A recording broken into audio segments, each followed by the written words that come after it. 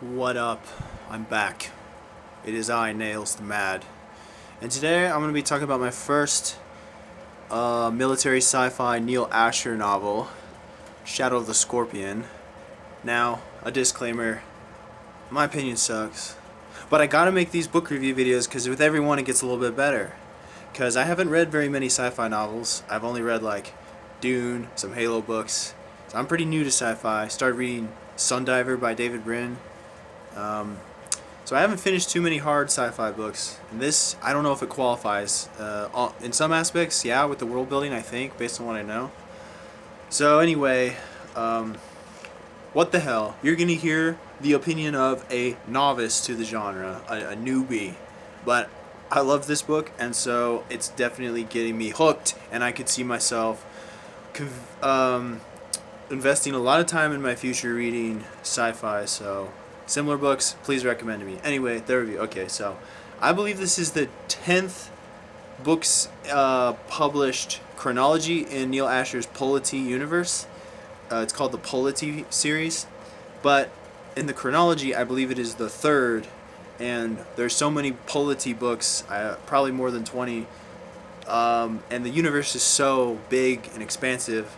It takes place over hundreds of years, I believe. And so this one is the main character, Ian Cormac, as a young, I believe, military police guy, recruit type, and it seems, has elements of a sort of coming of age theme in the background of really just like the harsh crucibles of the reality of the conflicts he finds himself in, and where I imagine after the author had written several books of his more as an established um, main character who is extremely more powerful and competent later in his career in the military, this is a book that investigates his past and some of the things that made him into that probably pre-established hero. I have the ability to discern things because I've read quite a lot of books and I'm rarely wrong about these predictions. So anyway, I felt like, because this is the book that I found at my local used bookstore that was available to me, it was a good place to start. Funny story, I originally was, investigating options for a very specific thing I was in the mood for on my smartphone while at the bookstore. I wanted a far future sci-fi novel that was dark and grimdark with some good world building and something that was truly bleak. Like, I wanted the bleakest, darkest thing because, as I've said many times in other book review videos, I tend to gravitate to books people would call offensive, challenging, banned, weird, creepy, antisocial. Not to be a punk about it, but just because as I get older, some of the issues of real life have made it harder and harder for me to get into things where too many unrealistic things happen, which sucks because I used to love high fantasy and it used to be all I read, and or something similar, or more lighter sci-fi like space opera, for example. Not that all of it is light, but you get what I mean. Tangent, sorry. So I hit the jackpot. Like, went to Reddit, and Reddit has almost never steered me wrong when I'm really, because of the dedicated nerds on there, and I found several other recommendations, and it just so happened this was the one I was able to find. So I was like, oh yeah, I've heard about this guy. I don't know much about him. Don't know what it is. So I just bought it on a whim, and boy, was it like 8 times better than I thought it'd be. And it scratched that itch of the exact sort of thing that I wanted. That I've never experienced a book quite like this. Not just a sci-fi book quite like this, but any book quite like this. So let me just talk about this a little bit. Some of the main selling points. Okay, so if you're in the mood for, like, imagine like a more grim, realistic Halo without if you know Halo, the games or the book series, like without the grandeur and the mythos and the hero's journey and the romance and a lot of the heroism, scratch that and focus more on a pulpy narrative with a slight, like, expansive, very big, like, universe that has like a space opera type navigation, exploration through this universe, in consideration to a lot of, like, almost at times encyclopedic world building, then this that's the only thing I can really compare it to, because I've never experienced anything quite like this before. There might, for all I know, be a whole hidden genre of underrated quality works out there that are similar, or maybe this is the best I'll ever find that scratches that itch of the exact thing that I wanted. So it also reminded me heavily of like Starship Troopers, but imagine a Starship Troopers. I haven't read the book, I think by Heinlein, but but I've seen the movie, and I'm not the biggest fan of the film, because I would want to see a Starship Troopers that took war a little more seriously and more maturely, and this is exactly that. Especially when you had the existential dread of a, as we've seen in other big popular sci-fi franchises, a genocidal alien race like the Praetor, and so, but this book is even more than that. It's also a book where it feels like it has the pace of a thriller and still perfectly interweaves like tightly compacted statements that aren't ever slows the pace somehow, because it's just so well imagined and well worded. I imagine he's got lots of world building journals full of all of his technologies and timelines and things, while some things might have been invented on the fly, like fake technologies, to fit the context of the narrative developments he needed, which reminds me of the writing style of like Jack Vance, of what I've heard of Jack Vance books, although I have only read one book, The Star King by Jack Vance, which is really good. And so the world building choices and depth and size and sometimes incredulity of and convenience to the narrative of the world building kind of reveals the author slightly, which is a very small complaint, but it's twofold, because it's also paradoxically what lends it it makes it a trip.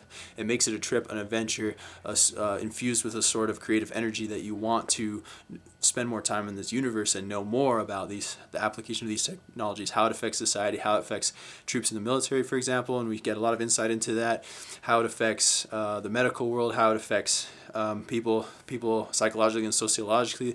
It sort of mirrors the relationship people have with the internet as it's exponentially grown in its influence to society now. In a big way, and so it has a very, very like cyberpunk tone, and no single technology really becomes a character like dwell upon long enough for it to potentially lose immersion and believability, but at the same time, it's I would say, because the story is not really about the world building, I just so happen to be talking about it because I like it so much. It doesn't slow anything down, and yet still maintains the sense of wonderment, because it's imaginative enough and realistic enough in tone. So what it lacks for too much analysis in the particulars,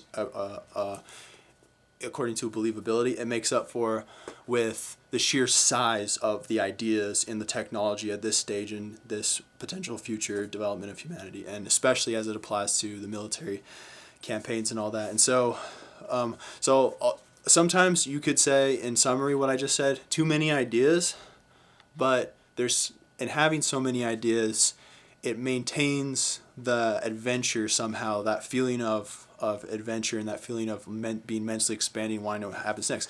But at the same time, the negative side to that, I would say, is that it misses the opportunity to really flesh out any of those ideas, to see the applications of technology in a way that's connected to any sort of human narrative. And so it's missing, but I mean, probably in his other books those ideas are fleshed out more and more. So I would have personally enjoyed him sticking to exploring the effects of just one of those big futuristic imagined technologies and seeing their positive and negative, well imagined like effects, to make up like an entire book. Maybe I'm just too simple minded, but I mean it's still definitely a ride. It's still definitely good. So, and then the shameless, slightly indulgent, slightly exploitative, guilty pleasure pulp energy of combat is there, but it's to a level of bleakness that you just gotta experience if you want something that's challenging as it concerns realistic warfare. And it's not and I would say a lot of people said online that this was a pessimistic book series that was really challenging. I didn't really feel that way, just because I was imagining so much so vividly that I was caught up in the adrenaline of it all.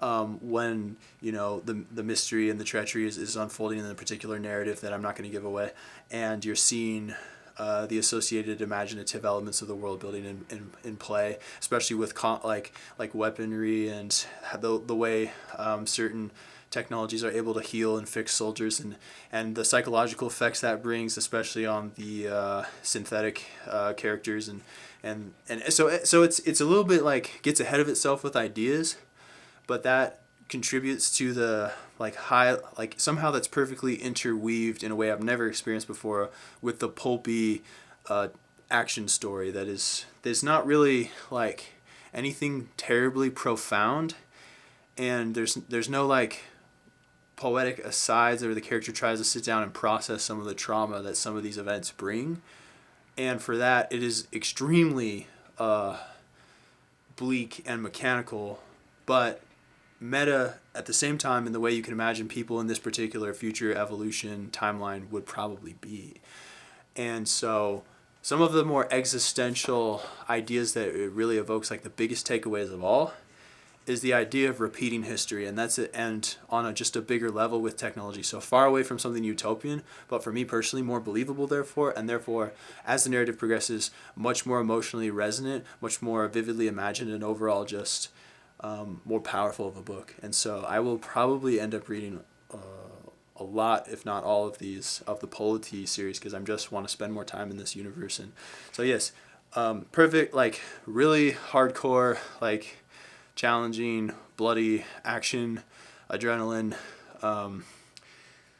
big ideas about realistic looks at technology and the likelihood of other intelligent organic life in the galaxy being competitive, and seeing like past eras of the similar sort of barbarian colonialism, and also sadism is a huge theme. Sadism found in nature, sadism found in humans, but mostly in the Praetor, which you could elaborate and hypothesize and analyze to death, which is not really necessary for a novel that has a really pulp spirit despite being pretty mentally perplexing at the same time.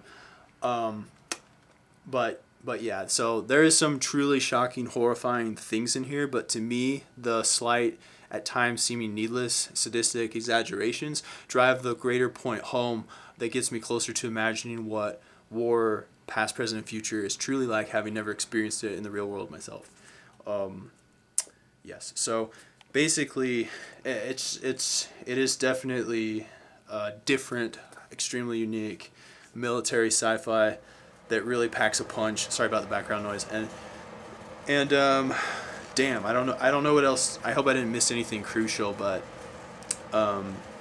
yeah, if you want something truly horrifying but still a page turner that's interesting, that provokes your mind with a lot of vivid imaginations, with very compact but not the most poetic prose writing. I mean, I might never find a book that's better than this. So for being true to its genre and offering me something different and also challenging, I give it a 10 out of 10. A really awesome book. Any flaw? There's some minor flaws, like sometimes at times the creative process of writing makes the author seem a little transparent, like feeling like a story.